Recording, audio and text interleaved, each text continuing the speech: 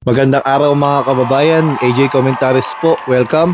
At sana kung di pa po kayo nakasubscribe ay subscribe, comment at like na rin po kayo mga kababayan.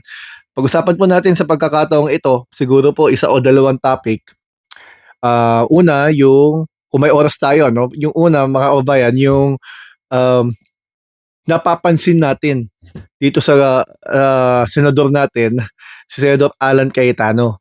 Una po natin napansin, obviously, mga nakaraang mga araw, buwan, linggo, matapang masyado to eh.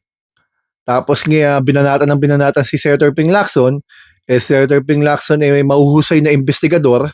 Alam naman natin kung anong background niyan. Kaya sabi nga niya um, pag binanatan mo yung integridad ko, you cross the line. Sabi nga niya, yun nga nangyari. Kumbaga sumobra si Alan Cayetano at kung ano-ano pang sinabi sa kanya, mayroon pang panlito Lacson at kung ano-ano pang mga sinabi niya. Ngayon, inimbestigahan tuloy siya. At maraming nakalkal si Senator Ping Lacson patungkol sa mga anomalya sa Taguig. Yung mga insertion, yung mga flood control at ghost project at substandard, etc. na ngayon ay naiyain na dyan sa ombudsman. Ngayon, ano ang punto natin? Ang punto natin, ilang araw siyang nawala, mga kababayan, sa sesyon at sa impeachment trial. Nung bumalik siya, medyo kalmado siya, no? Medyo mabait siya, no? Matapos din yan, ng umugong na balita mga kababayan na may mga 5 senador siyang nilapitan na nagsisisfire, no? Humihiling ng ceasefire na itinanggi naman niya. Sabi nga ni Senator Ping Lacson, pabulong eh. Pabulong. Dapat talaga kasi, excuse me, yung katapangan, ano, kung nasa tama, dapat hanggang dulo.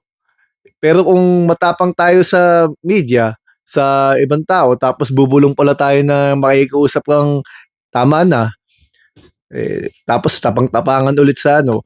So, yan ang naging kapalaran ngayon ni Alan Cayetano. Medyo nasira talaga siya. Siguro kinausap na siya mga kababayan ng kanilang mga abogado na hinay-hinay na kasi kada salita mo sa Facebook mo, lalo kang nadidiin eh. Di ba mga kababayan? Kasi kung tutuusin, siya rin naman na nagdiin sa sarili niya katulad ng mga doon sa SEA Games na iniimbestigahan. Wala naman sinabi si NBI Director Matibag na sangkot siya. Siya'y putak ng putak. Tapos yung nakita ni Director Matibag doon sa pala sa papeles nung iimbestigahan, hindi naman pala siya miyembro man lamang. Pero ang pakilala nila ata ay siya isang chairman. Paano siya naging chairman kung hindi naman siya member ng board of directors o hindi man lang siya opisyalis. Siya po ay kasalukuyan atang DFA secretary ng mga panahon na yon. So malaki talaga ngayon ang kailangan niya ipaliwanag dahil siya rin naman ang nag-open sa tao at sa NBI kung bakit siya kailangang imbestigahan. Putak kasi ng putak, ayan. Para siya yung tropa niya si Marcoleta. Imbis na nakalusot siya sa election offense dahil nga hindi na nga niya nalabag yung election offense dahil natanggap niya yung pera prior o bago ng campaign period, eh pinagkanulo naman ng sarili niya sa pamamagitan ng pagpapaliwanag sa kanilang programa sa isang TV station. Nilinaw niya, sinabi niya nakatanggap siya ng 30 million, 25 million, 20 million sa 3 tao ng buwan ng Enero taon ng 2025, ano, kung kailan magkakaroon ng eleksyon. February pa yung campaign period nga naman. Tumanggap siya, suma total ng 75 million. Hindi pa nga naman yung election period. Pinaliwanag ko po sa ilang videos mga nakaraan kung ano sinasabi ng Republic Act 7080. Malinaw naman po doon sa anti-plunder law, no? Any public officer. Di ba? Public officer siya nun eh. Unang punto, public officer siya nun, kongresista siya nun eh. Ang tinanggap niya more than 50 million. O, pangalawang elemento. Di po ba? Tapos, meron pa doon, directly or indirectly. Natayanggap niya eh. Receiving gift. Gift yung sinabi niya eh. Di ba? Regalo daw sa kanya eh. O, pasok siya sa elemento ng plunder case. Ngayon, siya nagpahamak sa sarili niya. Ganon din naman ang nangyari kay Alan Cayetano. Kaya, talagang dapat imbestigahan at nasa preliminary investigation na ata yan.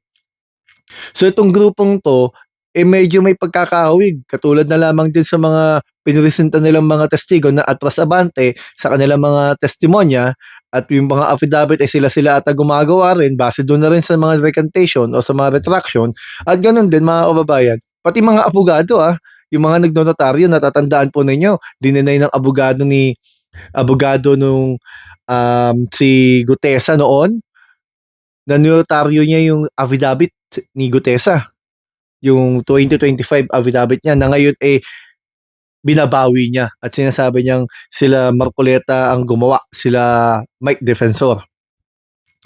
So, ang moral lesson dyan kay Alan Cayetano, dapat hinay-hinay. Di po ba? Kung babato ka, dapat walang maibabato sa'yo.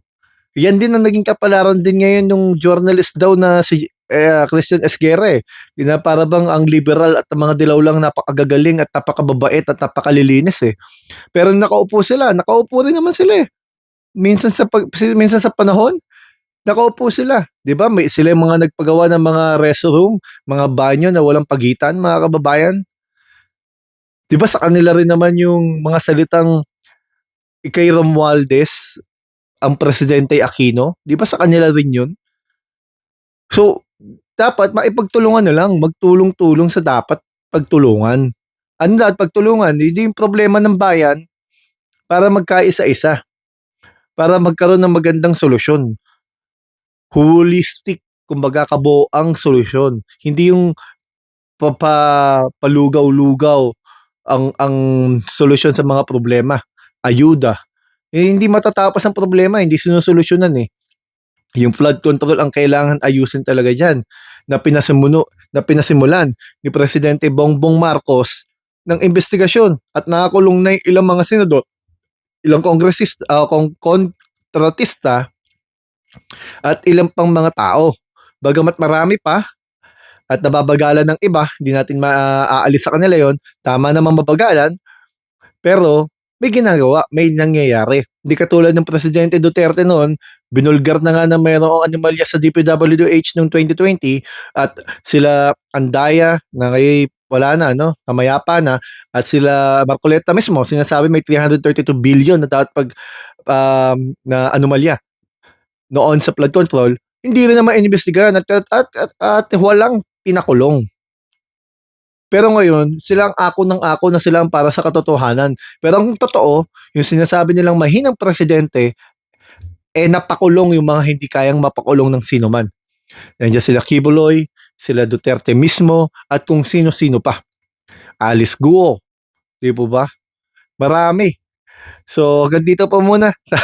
At sana po ay mag-subscribe po kayo, comment at like. Marami po tayong magandang pag-uusapan sa mga hinaharap. Marami pong salamat mga kababayan.